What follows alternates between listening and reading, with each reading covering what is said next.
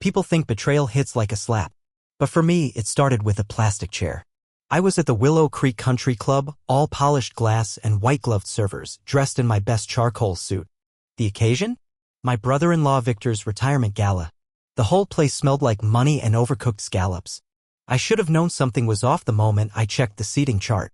Julian Harris, I said to the usher, pointing at the gold-trimmed name cards. He glanced down the list, then gave me a tight smile. You're in Magnolia Room C, sir. Not the ballroom. Not even the patio. Magnolia C. I followed the signs, past clusters of clinking champagne flutes and laughter until I reached a plain door wedged between a janitor closet and a service corridor. Inside? A storage room. Literally. The chairs were plastic. The table wobbled. The air conditioning barely worked. And the hors d'oeuvres, if you could call them that, were lukewarm and sweating on cheap trays. A single white balloon drifted by the ceiling, probably forgotten from a kid's birthday party. I sat down quietly, checking my phone like I wasn't boiling inside. Minutes later, the real party began next door. I could hear the speeches through the thin wall, Victor's booming voice, the scattered applause. Then Lila's laugh. My wife. Sharp, amused, and loud enough to cut through the drywall. I tried not to imagine her in that glittering dress, her arm linked through Victor's as she smiled for the cameras. The door creaked open. I looked up, expecting a staff member. But it was Lila. She stood in the doorway holding a champagne flute, dressed to kill in emerald green silk. Well, this is fitting, she said, eyes sweeping the room. You always said you wanted to be out of the spotlight. Guess I got my wish, I replied, keeping my tone even. Victor appeared behind her, red-faced from the stage lights and the whiskey. Hey, Jules, he slurred. Sorry we had to stick you in the back, but you know optics. Can't have the press thinking the founder of a failing firm is family. Lila chuckled at that. Staff seating suits you now. I didn't respond. Not at first. Instead, I pulled out my phone and made a single call. Stephanie, I said when my COO picked up. Pull us out of the Kingsley acquisition. Immediately. Terminate all negotiations. She didn't ask why. She didn't need to. Victor's company, his legacy, had been depending on that merger to stay afloat. I ended the call, stood up, and buttoned my jacket. You're right, I said to Lila as I walked past her. This is exactly where I belong, behind the scenes. I didn't look back as I left the storage room. But later, as I stepped into the ballroom and caught sight of Victor, his eyes already on his phone, his face drained of color, I knew he got the message. The room kept celebrating. But he wasn't clapping anymore. And Lila? She kept smiling, but I saw her grip tighten around her glass. I didn't need to shout or cause a scene. One phone call had been enough. Lila came home late that night, heels clicking against the hardwood like nothing had happened. I was sitting in the kitchen, the lights dimmed, half a glass of scotch in front of me. She walked in, dropped her clutch on the counter, and peeled off her earrings like she'd just wrapped up a normal evening out with friends. You're up, she said, flashing that same smile she'd worn at the gala. Too bright. Too rehearsed. Didn't feel like sleeping, I said. She opened the fridge and grabbed a bottle of water, not even glancing my way. The gala went well, didn't it? Victor was thrilled. I didn't answer. Just studied her, the way her makeup was still perfect despite the late hour, how she hadn't looked even a little tired. Then I noticed something was missing. The bracelet. It was a silver charm bracelet she wore constantly, every day for the last 6 months. I'd given it to her for our anniversary. Each charm was tied to a moment. Our wedding, the first condo we bought, even the silly little lobster from our trip to Maine. Tonight, it wasn't on her wrist. Lose something? I asked. She glanced down, blinked like she hadn't even noticed. Oh. Yeah. Must have left it in the car. That bracelet never left her wrist. Not even in the shower. She once made me turn the house upside down for it when she misplaced it for an hour. But tonight, she couldn't care less.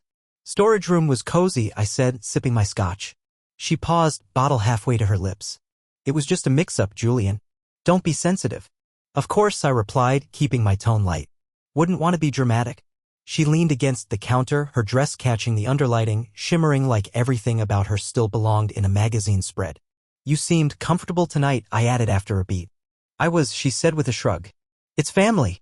These things aren't about us anyway. Right? Not about us. About Victor. About appearances. About power plays dressed as parties. She gave me a quick kiss on the cheek, barely grazing skin. Night, she said softly. Then she disappeared down the hallway, her silhouette fading like a ghost. I sat there for a while longer, scotch warm in my throat, staring at the place her bracelet used to rest. Something in me shifted. It wasn't anger. Not yet. But the silence between us? It had started to hum. The next morning, I waited until Lila left for her studio appointment. She'd taken up painting a few years back, some kind of late-blooming hobby after the tech bubble cooled. Twice a week, she'd head to the same studio on Grand, always at noon, always back by 4. That morning, I followed her.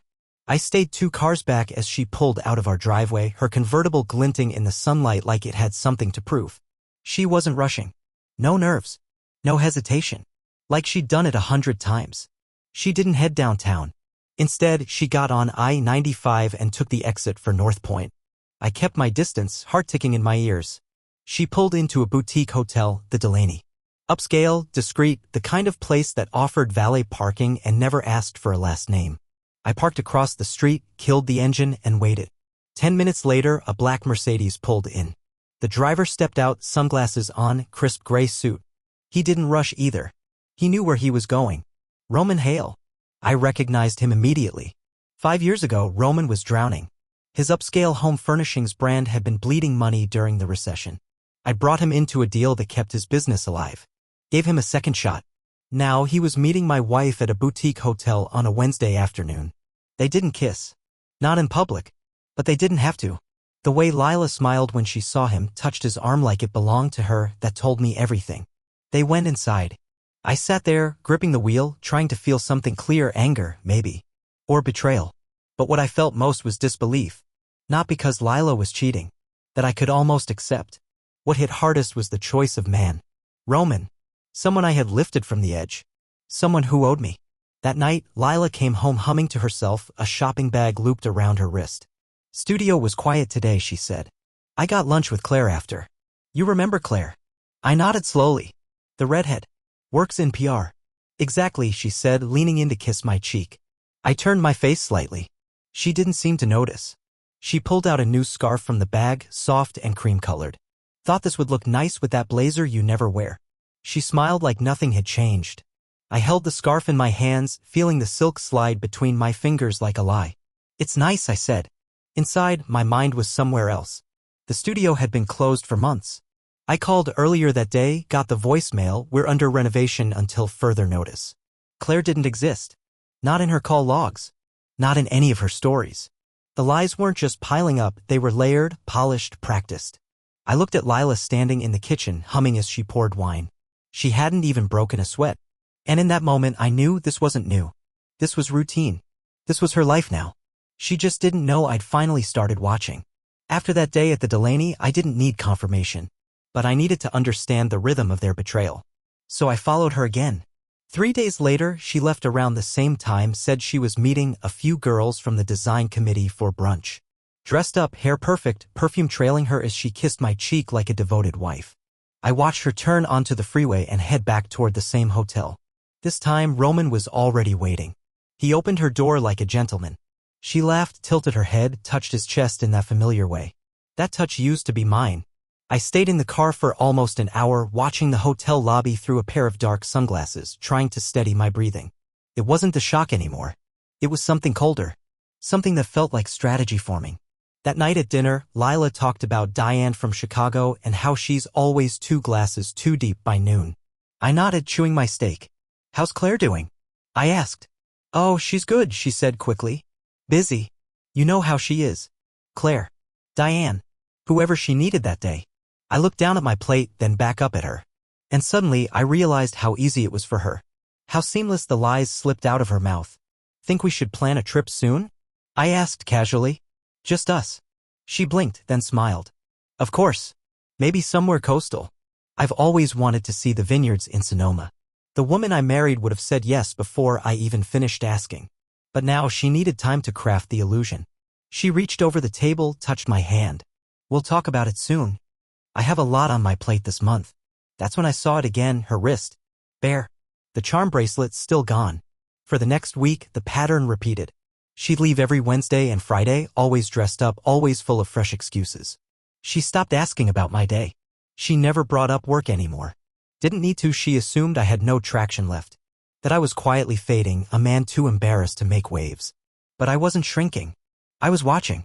And I was building something.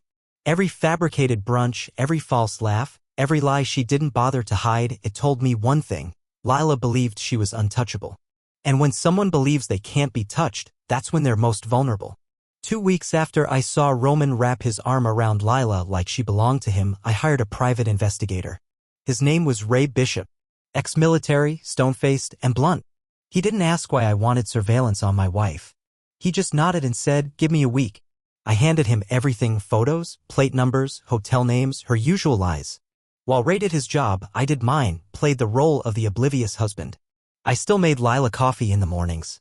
Still asked if she needed anything from the store. Still told her I'd be working late even when I wasn't. She never asked for details. Never noticed the shift. And when our anniversary rolled around, I took her to dinner at the same rooftop restaurant we visited after our honeymoon. She smiled through her wine, gave a toast to resilience, and said, "I'm proud of everything we've built." I almost laughed. That night, I waited until she fell asleep, then unlocked the iPad she left charging in the kitchen. She used the same 4-digit passcode for everything: her birthday. The same one I'd used to buy her that bracelet she no longer wore. Inside, I found the texts. Not just with Roman. With her friend Candace too: screenshots, photos, full conversations. Candace asking how she kept up the act. Lila responding with laughing emojis and lines like, "Julian still thinks I go to the studio. Per guy's too polite to ask questions." They talked about me like I was a ghost in my own house. Worse? One message from Roman: "So, when are you going to cut him loose?" Lila replied, "Soon. Just want to make sure we're good first financially." That was it. The confirmation I didn't even realize I was waiting for. She wasn't just cheating. She was calculating. 2 days later, Ray delivered everything in a manila folder. Photos. Timestamps. Video stills. Them kissing in a parked car. Her hand on his knee during dinner. The two of them walking into the Delaney on the night of our anniversary. I had taken her out for breakfast that morning. Roman took her out for dessert that night. I flipped through each page like I was reading someone else's life. But it was mine. The last image in the folder? A shot of Lila and Roman laughing, walking hand in hand into the hotel. The timestamp, 8:47 p.m. At 8:52 p.m. she had texted me, heading home. Candace and I got rained on. Total mess. Love you. 5 minutes apart. 2 different lives. I stared at that message on her iPad until my eyes burned. I didn't scream. Didn't wake her up. Instead, I went to my office, sat at my desk, and opened the prenup we signed 12 years ago. Section 14C, Infidelity Clause. A single act of proven marital infidelity nullifies all alimony and shared asset claims. Evidence admissible in court: video, photo, or digital communications. I had it all. The next morning, Lila made me pancakes. Kissed my forehead. Wore the scarf she'd bought after that first hotel rendezvous. "You okay?" she asked, noticing my silence. I nodded, smiling slightly. Just tired. Inside, I had never been clearer. The performance was over. Now it was time to close the curtain. It happened on a Thursday. Not because I planned it that way, but because I was done pretending. Lila was in our shared office, video chatting with Roman on her tablet. She wore her casual work-from-home look: soft sweater, hair pulled back, no makeup. The version of her she thought was safest to show me. I stood just outside the door, listening. Roman's voice came through the speaker, smug and relaxed. "He still doesn't suspect anything?" Lila laughed. "He's clueless. I could walk in wearing Roman Hale merch and he'd probably ask if I took up graphic design." That was enough. I stepped into the room. She froze mid-laugh. Roman's face on the screen went pale. "Ugh." I walked over calmly, tapped the end call button, and turned the tablet toward myself. "Hey, Roman," I said, voice flat. Nice to finally put a face to the betrayal. The call disconnected instantly.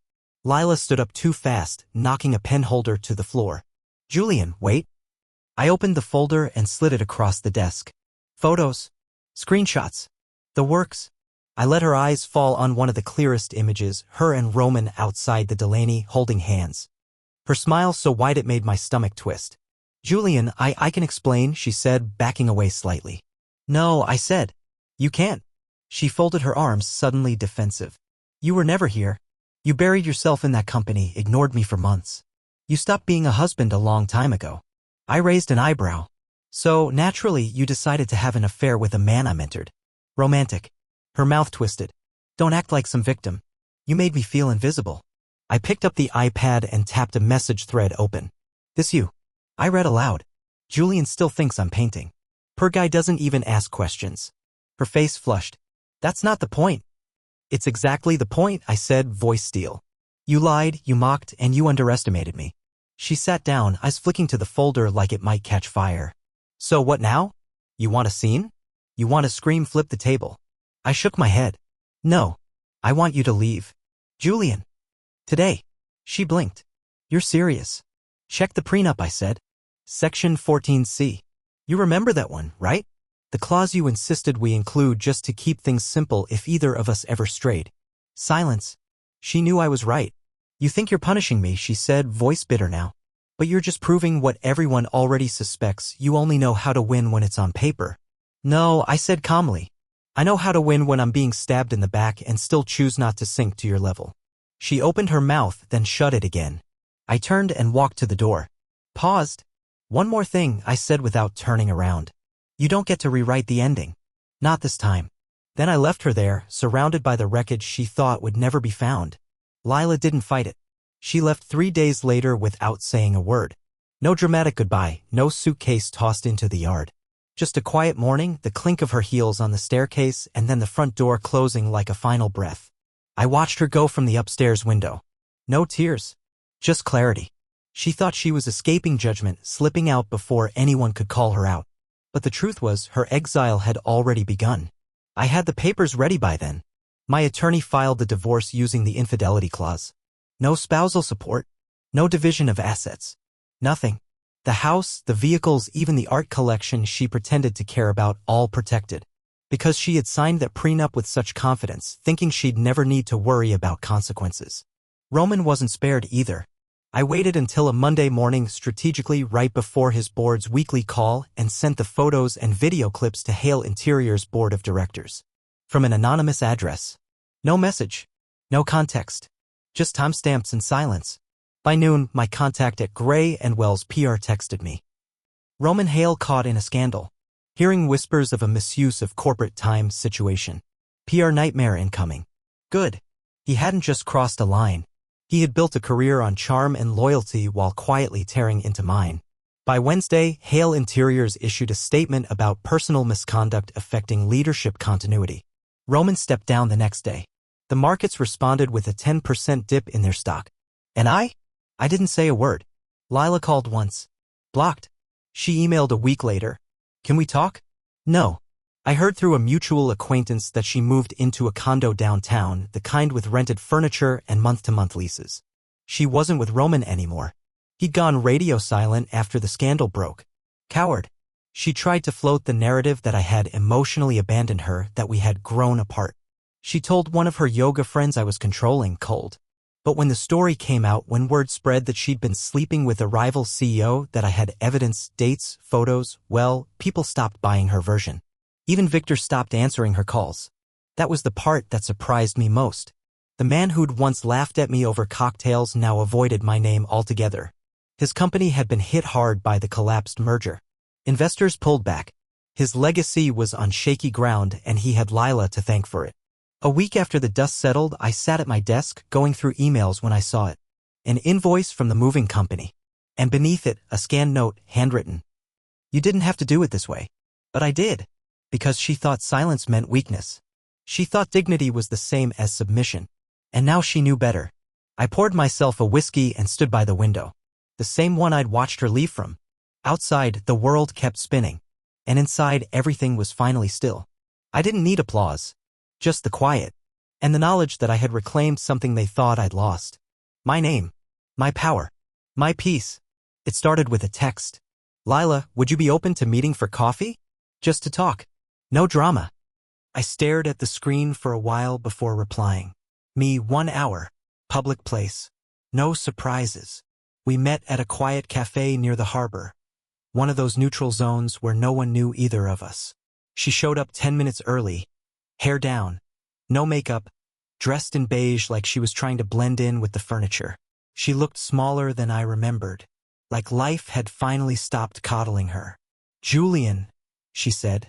Standing halfway like she wasn't sure if a hug was appropriate. I just sat down. She exhaled through her nose, her fingers tightening around a cup that hadn't been sipped. I'm not here to ask for anything, she said. I just wanted to explain. Explain what?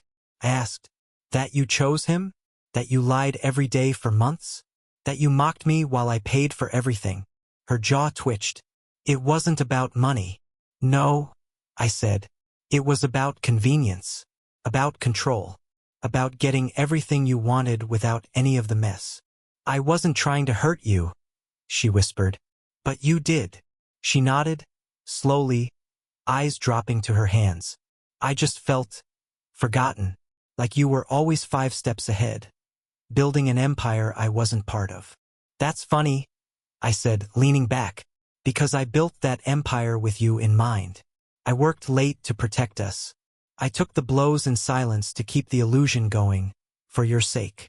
She didn't deny it, just looked out the window like the right answer might appear in the clouds. I made a mistake, she said finally. I lost track of what mattered, of who mattered. Don't say it like it was a momentary lapse, I said, voice steady. You had an affair. You planned around it. You coordinated lies, covered your tracks, shared private jokes at my expense. That's not a mistake. That's a campaign. Her eyes watered, but no tears fell. I thought you'd be angrier, she said softly. Oh, I admitted. But then I realized something. You don't deserve my anger. You deserve the silence that follows it. She flinched. I didn't come here for an apology, I said, standing. I came here to show you something. What? That there's nothing left to fix. I dropped a 10 on the table for my coffee and walked out. She didn't follow. It's been 6 months. Funny how quickly a life can change when you stop pretending it's fine. I moved offices. Same company, different space. Smaller, quieter, closer to the people who mattered. My team, the ones who stayed through the rough stretch, are tighter now. Loyal. Focused. They saw me bruised but not broken. That earned their trust more than any quarterly bonus ever could. We passed on the merger with Victor's company. That was never about business, it was about leverage. And now, without Lila or Roman in the picture, my company is thriving. No more performative dinners. No more late-night damage control. Just good work with good people. Last week, I got a package in the mail. No return address, but I knew the handwriting. Inside was a small velvet box. Her bracelet. The same one I noticed missing the night everything started unraveling.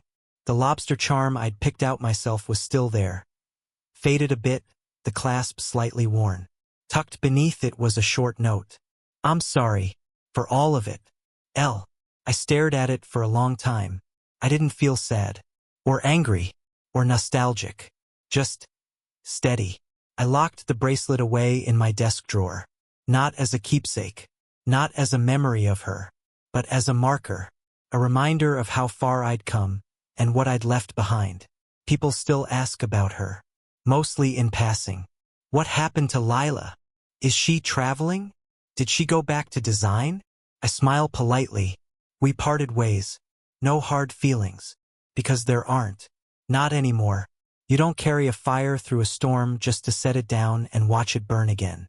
You rebuild. You rest. You let the ground cool and plant something better. I wake up early now, not out of anxiety but because I want to. I read. I run. I talk to people without checking my phone every 5 seconds. Last Friday, I hosted a small dinner, my COO, a couple of lead engineers, our new operations director. I grilled steaks on the deck, poured wine that didn't need a label to impress anyone. We laughed like real friends, not co-workers pretending for optics. One of them asked, "You ever miss the old days?" I thought about Lila, about Victor, about the country club and the storage room, about the way silence used to choke me every night before I slept. No, I said, not even a little. I looked around the table. Everyone smiling, full plates, easy air. This wasn't a rebuild. It was a resurrection. And I wasn't the man who walked into that gala trying to prove he belonged. I was the man who walked out and never looked back.